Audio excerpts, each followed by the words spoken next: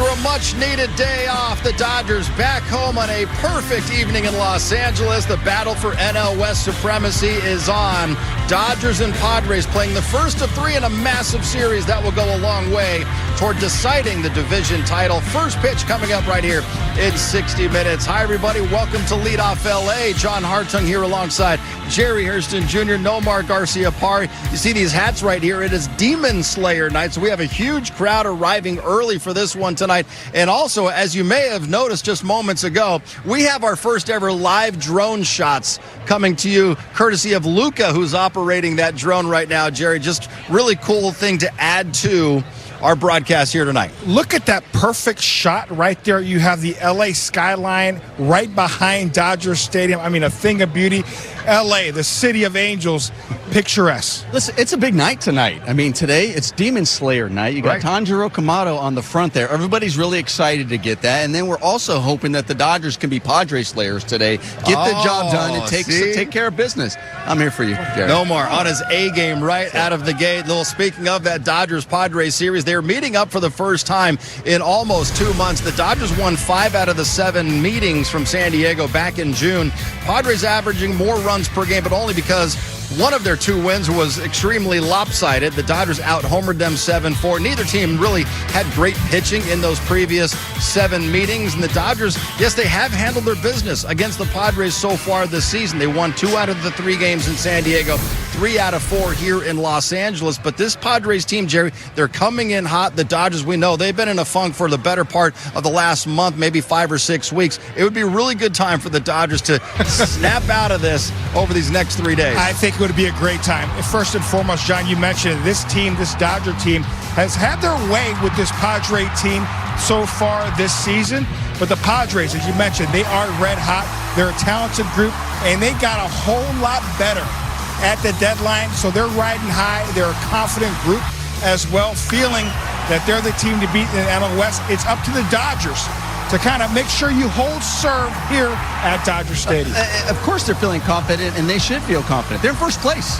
I mean, they're in first place, and they were down in the early part of July when they were down by 9, and then here they are. Now they're in first place. They made some changes. They got better, as you mentioned, and so they're the team to beat. So why wouldn't you be confident coming in here? You know, yeah, you played the Dodgers. You know, you've lost maybe 5 out of the 7 against the Dodgers, but right now the Padres are thinking, listen, that's in the past. We're a new team right now, and we got to take care of business and continue holding our spot in the league. And we got a lot of history between these 2 teams as well. They've met in the postseason a few times in recent years, and should be a lot more fun once again this weekend. But really, today is not just game 1 of 3 this weekend. It is the first of 6 games the Dodgers and Padres will play over the next 10 days. It's going to be electric. It is going to be intense right now. Let's head down there inside the stadium because Kirsten Watson is joining us live with more on what should be a fun series. Hello down there, Kirsten.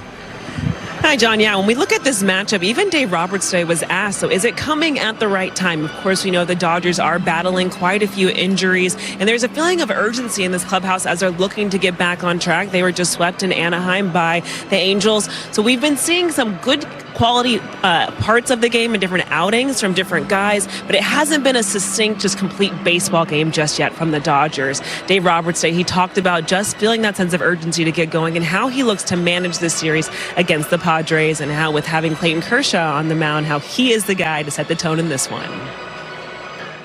Certainly, you know, these are head-to-head in the division. I would say it's more urgency. Yeah, I would say. But, you know, tonight's not Game 7 of the World Series. So I think there's still some, you know, perspective. But, yeah, I think with more urgency, yeah. You talk about expecting high intensity and high performance this weekend. Does this series against this team come at a good time?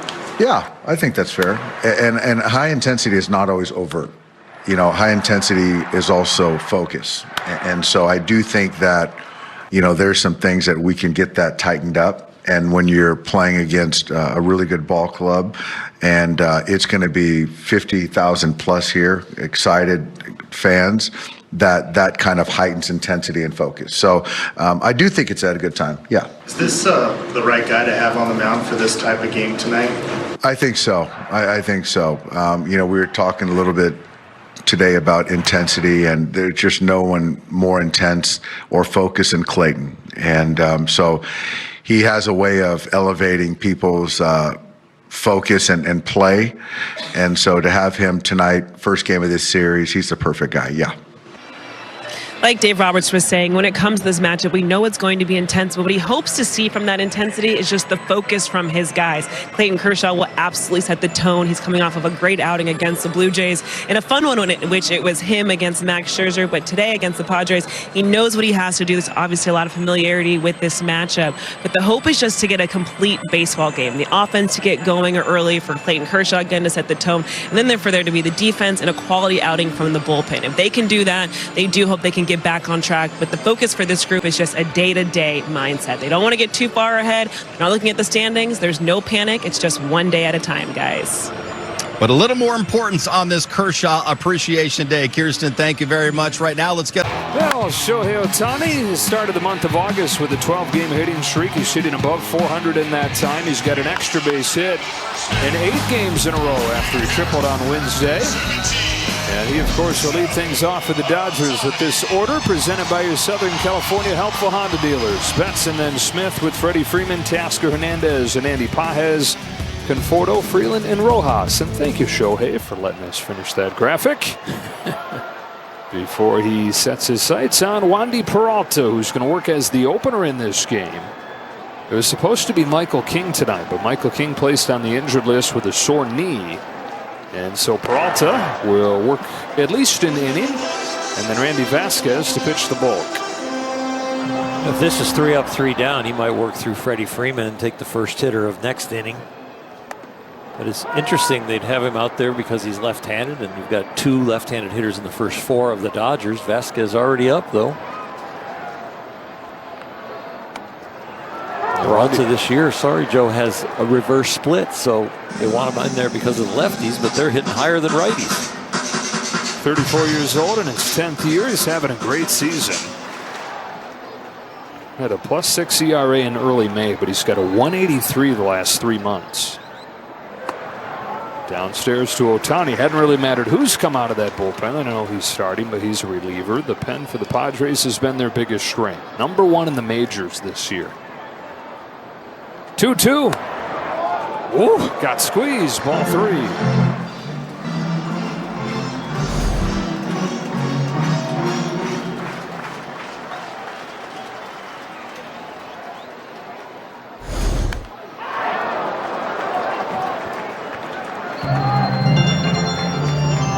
Every time he apologizes for a foul ball, it just makes me laugh. Makes him seem so human. Yeah. Another payoff. Otani hits a high line drive to center field. Merrill is there for the first out. All over the pitch, just not full bat speed there with 2 strikes. An extra base hit in 8 consecutive games for Shohei, who is ahead 2-1.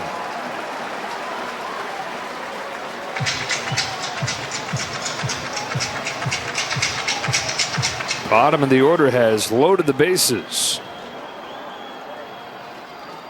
On a 2-1 pitch, Otani chases way out there, 2-2.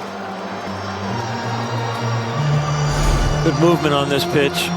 Starts on the outer half, ends up off the outer corner.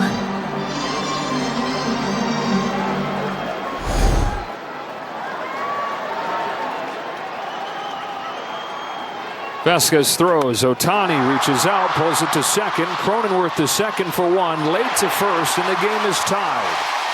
Michael Conforto in to score on a ground out from ShoheiOhtani, and it's 1-1 in the 3rd.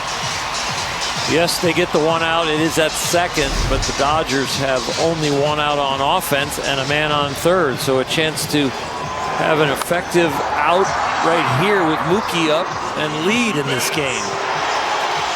Well, the Dodgers have managed to win 5 of the first 7 games against the Padres, even though Otani and Betts have not hit.